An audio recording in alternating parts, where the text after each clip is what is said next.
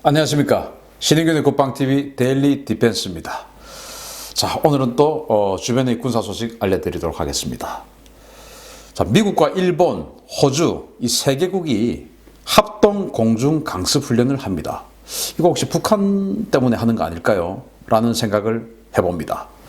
자, 우리는 빼고 미국, 일본, 호주가 합동 공중 강습 훈련을 하고 있다. 자세한 내용 알려드리겠습니다. 자, 미국과 일본의 지상군 수뇌부가 하와이에서 회동합니다.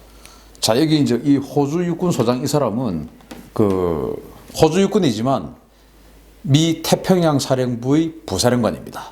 자, 일단 이 일본 육상 막료장이 우리가 지금 육군 참모총장이죠. 미 태평양 사령부를 방문했어요. 육상자위대 유아사 고로 육상 막료장이 5월 12일부터 15일까지 하와이를 방문했습니다. 태평양 사령부 최고위 지휘관들과 연쇄 회동을 했습니다. 태평양 사령관, 그리고 태평양 육군 부사령관, 태평양 해병대 사령관 이 사람들과 연쇄 회동을 했습니다. 일본 육군 참모총장격인 육상 막료장에. 그걸 이제 호주 육군 소장인 태평양 육군 북부 담당 부사령관이 지금 영접을 하고 있는 모습이죠. 이런 것들 보면 일본이 지금 미국 태평양 사령부와 굉장히 긴밀한 어떤 내용을 협의하러 간 것이 아니냐. 왜냐, 태평양 사령관만 만난 게 아니고 이런 예하 전투부대 지휘관들과도 지금 회동을 한 것으로 봐서 뭔가 좀 긴밀한 여러 가지 다각적인 협의를 한 것이 아니냐라는 추측을 해볼 수 있는 장면입니다. 자, 그런데 미국과 일본, 호주 이 세 개국 지상군 수뇌부 회의가 진행된 그 시간에 바로 호주 북동부 지역에서 세 개국이 연합 상륙 기동 훈련을 실시했습니다. 또 지금 하고 있습니다. 5월 10일부터 6월 14일까지 지금 현재 하고 있는 것입니다. 원래 미국은 호주 북부 이 지역이죠. 다윈 이 지역에 한 개 여단급 병력을 주둔시키고 있습니다.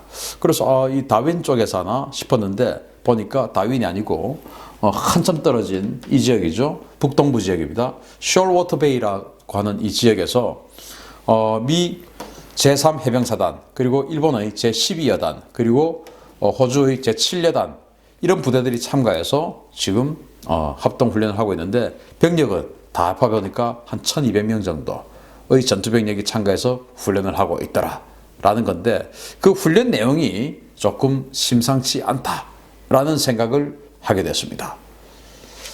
자, 이 세 개국 군대가 모인 숄워터 베이 훈련장 어떤 곳이냐? 여긴데요. 사진에 보이는 여기인데 수풀이 있고 뒤에 보니까 무슨 건물이 있죠. 건물 저기는 당연히 사람이 살지 않는 훈련장입니다. 자, 여기는 호주 북동부 퀸즐랜드주의 소재 해안 지역에 설치된 4,545제곱킬로미터 이게 이제 여의도 면적이 541배, 우리 경기도 면적의 한 절반 정도 되는 어마어마한 규모입니다. 이런 규모의 대규모 군사 훈련장입니다. 그리고 항구, 해변은 물론 산악지형과 습지, 하천과 도심지 등 거의 모든 유형의 훈련장이 설치된 세계 최대 규모의 군사훈련 구역입니다. 훈련장이라기보다는 훈련 구역인 것이죠. 이런 곳에 가서 미군과 일본 육상자위대 그리고 호주군이 합동으로 공중강습훈련을 하고 있더라는 겁니다. 공중강습훈련. 자, 어떤 부대가 참가했나? 일단 미국의 제3해병사단이 참가했어요. 일본 오키나와에 주둔하고 있는 미 서태평양 지역 핵심 지상전투부대입니다.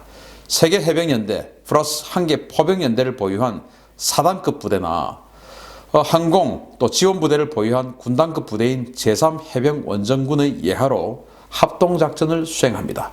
오키나와에 미국의 제3해병원정군이 있지 않습니까? 그 예하에 있는 전투부대입니다. 여기에서 공중강습작전을 주로 하는 여단이 참가했습니다. 자, 그 다음에 또 어떤 부대가 참가했나? 일본의 제12여단입니다. 그 중에서도 예하 제13 보통과 연대입니다. 이 12여단은 냉전시대에는 12사단이었어요. 일본 육상자위대의 12사단이었는데 이게 이제 전 세계가 우리나라는 아직도 뭐 퇴보하고 또는 발전하고 안 하고 있지만 사실 전 세계는 4단급 편제에서 여단급 편제로 좀 더 경량화, 기동화시키는 추세로 가고 있는 그런 추세입니다. 따라서 일본 육상자위대도 12사단을 12여단으로 개편했어요. 그래서 그 예하에 13보통과 연대라고 되어 있는데 실제로는 뭐 대대급 병력 정도, 규모 정도 되는 그런 것이라고 보시면 되겠습니다. 그런데 이 13보통과 연대는 산악전을 주로 하는 부대입니다. 자, 설명드리겠습니다. 육상자위대 동부방면대 소속의 공중강습여단으로 3개 보병대대와 1개 포병대대, 1개 헬기대대로 구성이 됩니다. 이번 훈련에 참가하는 13연대는 공중강습, 산악전 전문부대로 연대 주둔지는 나가노현에 있습니다. 자, 산악전을 전문으로 하는, 그리고 공중강습을 하는 이런 공중강습이라고 하는 것은 헬기나 이런 것들 타고 가서 바로 그 지역으로 가서 작전을 한다. 뭐 레페를 하든 낙하산을 뛰든 뭐 이렇게 내려주든 어쨌든 헬기 타고 바로 이제 내려서 작전한다라는 것을 공중강습이라고 해요. 그 공중강습해서 산악전을 전문으로 하는 부대가 일본 육상자위대는 참가했다. 자, 다음에 이제 호주입니다. 호주는 7여단이라는 부대가 참가했는데 이 7여단은 100년이 넘는 역사와 무수히 많은 실전 경험을 가진 호주 육군 최정예 부대입니다. 기계화 전력으로 편성된 다기능 기동여단이며 해외 분쟁과 파병 임무에 우선 투입되는 부대입니다. 자, 여기는 전차도 있고요. 이 부대는 장갑차도 있고 다 있는데 지금 이제 사진상으로 노출된 장비들을 보면 이 차량만이 보입니다. 전차도 안 보이고 장갑차도 안 보여요. 물론 뭐 이것도 장갑차라고 할 수 있지만 그 보병 전투차는 안 보입니다. 이렇게 수송용 기동 장갑차만 보입니다. 이 수송용 기동 장갑차에 대해서 좀 설명을 드리면 이게 대단히 좀 독특하고 효과적인 무기 체계인데요. 자, 부시마스터라고 하는 이름을 가진 장갑차예요. 이게 호주 육군과 일본 육상자위대가 사용하는 해외 긴급 파견용 사륜 장갑차입니다. 우수한 방어력과 빠른 기동성을 자랑하며 수송기, 대형 헬기로 운송이 가능해서 아프가니스탄에서 고립지 구출 작전 등에서 맹활약을 했습니다. 아프가니스탄에서 이제 적에게 포위된 아군이 있는 겁니다. 그래서 이 호주 육군의 7여단은 이 부시마스터 장갑차들이 쭉 들어가가지고 아군을 구출해서 나옵니다. 나오는데 당연히 뭐 어마어마한 소총탄, 기관총탄 이런 걸 맞죠. 아무런 어떤 영향이 없었습니다. 그리고 박격포탄을 개조한 IED, 그 사제 폭발물, 그거의 공격도 받았는데 내부에 있는 이 병력들이 사상자가 전혀 없었습니다. 그 정도로 기동력과 방어력이 아주 우수한 그런 장갑차가 바로 이 부시마스터입니다. 이 부시마스터는 지금 말씀드렸듯이 고립지 구출 작전에서 용이하다라고 말씀을 드리는데 아프가니스탄에서 그런 활동을 했듯이 아군 부대가 아군 병력들이 적들에게 완전히 지금 포위 에워싸 있는 상황에서 신속하게 우리 이 부시마스터를 보내서 여기다 태우고 퇴출하는 겁니다. 적들이 굉장히 사격을 많이 하겠죠. 그 사격을 뚫고 나오는 그런 역할들을 하는데 호주나 일본 이런 나라들은 해외에 자국 국민들이 혹시나 납치가 됐다든지 또는 고립이 됐다든지 그런 것들을 가정해서 구출해 오기 위해서 이런 부시마스터 장갑차 같은 것을 평시에 준비를 해놓고 있는 겁니다. 이런 걸 보면 우리는 오직 북한만 보고 모든 군사력을 세팅 준비를 해왔는데 우리도 사실 이런 것 정도는 좀 있어야 되지 않을까라고 생각을 하는 부분이에요. 예를 들어서 리비아에 지금 우리 국민 한 분 지금 납치돼 있지 않습니까? 그냥 부시마스터 타고 들어가서 꺼내오는 이런 것도 상상해 볼 수가 있는데 물론 희생이 따르겠지만 어쨌든 일본과 호주는 우리보다 전체적인 군사력의 규모가 아주 작음에도 불구하고 이런 자국 국민들이 고립이 되어 있는 상황을 가정해서 이런 군사력을 미리 준비를 해놓고 있다라는 그런 것도 좀 교훈으로 우리가 받아들여야 될 것 같아요. 그리고 이 부시마스터 같은 경우는 헬기에다가 매달고 갈 수도 있습니다. 헬기에 매달고 갈 수도 있고 또 C-130 수송기에 2대를 실을 수가 있어요.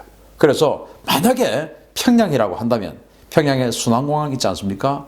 뭐 미군들이 들어가서 순환공항 하나 장악하는 것은 뭐 손바닥 뒤집기보다 쉽겠죠.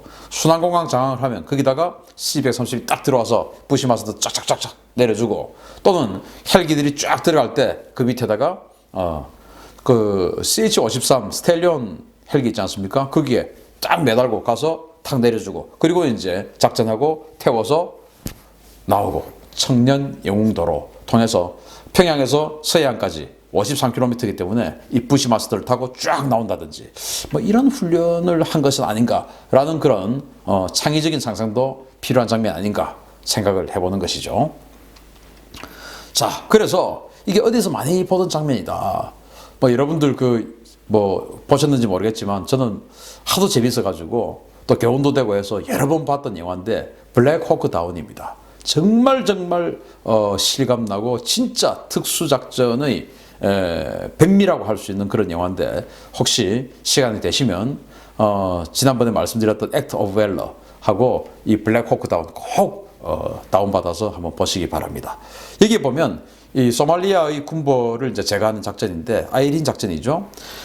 그 아이린 작전에서 동원되었던 그 작전이에요. 바로 폭정을 일삼는 소말리아 군벌 모하메드 아이디드를 체포를 하기 위해서 미군이 실시한 작전입니다. 바로 1993년이었죠.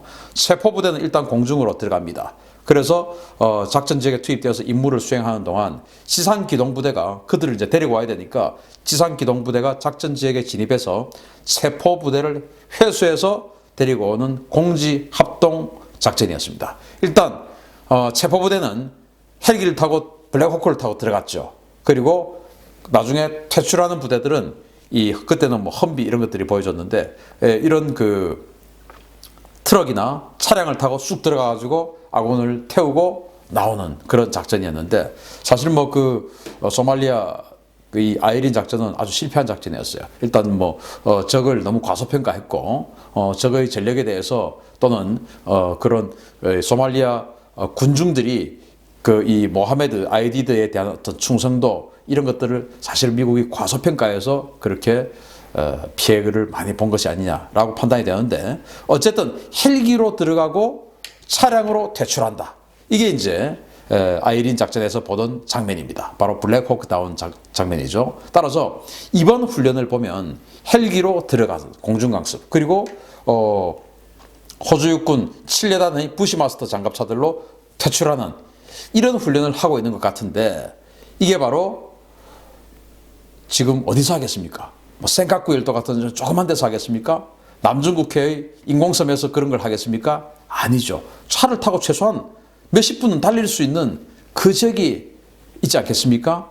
제가 봤을 때 호주와 일본, 미국이 같이 훈련하는 지금 그런 대상은 현재로서는 북한이 가장 가능성이 높지 않을까라고 생각하는 것입니다. 역시 대한민국은 패스됐습니다. 한국은 낄자리가 없어요. 왜 낄자리가 없느냐? 여러분들이 아마 더 잘 아실 것이라고 생각합니다. 이렇게 한국은 철저히 패싱됩니다. 그런데 착착 진행되는 북한의 레짐 체인지 준비입니다. 자, 아베 총리, 그리고 이 사람은 그 호주 총리예요. 그리고 트럼프 대통령, 이렇게 막 지금 열심히 합동 군사훈련을 하고 있습니다. 그래가지고 우리 대통령이 저 뭐 있습니까? 허허 하고 물어보니까 너 몰라도 돼. 안 가르쳐줘. 예. 이렇게 지금 우리는 패스당하는 것이죠. 왜? 여기 뒤에는 지금 이 북조선, 예? 그리고 중화인민공화국, 이런 것들이 있어 보이는 뭔가 지금 애매한 그런 스탠스니까, 이 뒤에는 보십시오. 이 국기들이 이렇게 되어 있는데, 이 뒤에 지금 국기들이, 예? 조선민주주의인민공화국, 중화인민공화국, 이 인민 이런 나라들이 지금 뒤에 있다는 겁니다. 그냥 느낌상 그래 보인다 라는 의심이 갈 만한 그런 일들, 그런 말들, 이런 것들을 많이 하니까 지금 몰라도 돼 하고는 패싱 하는 것이죠. 그래서 정말로 북한의 급변 사태가 생겨서 북한의 레짐 체인지가 된다든지 이렇게 됐을 때 우리가 통일의 원천적인 힘을 가지려고 하면은 사실 우리가 능동적으로 개입되어 있어야 돼요.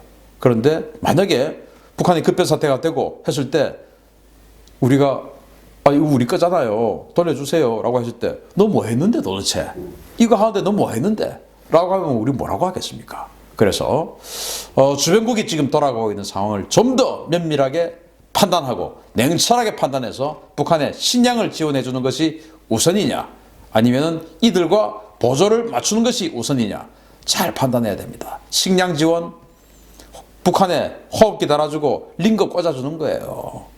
가만 놔두면 자빠지게 돼 있는데 호흡기를 달아주겠다는 거 아닙니까? 그러지 말고 정말로 중요한 이런 동맹국들과 또 우호국들과 우방들과 보조를 맞추어서 결국 북한이 넘어졌을 때 다 우리 거로 만들 수 있는 그런 말을 해줄 수 있는 우리 편을 만들어 나가자. 이게 더 중요하다. 저는 그렇게 보는 것입니다. 이어지는 군사 소식 그리고 국제정치 소식 계속 알려드리겠습니다. 신인균의 국방TV 구독, 좋아요, 알림 눌러주십시오. 감사합니다.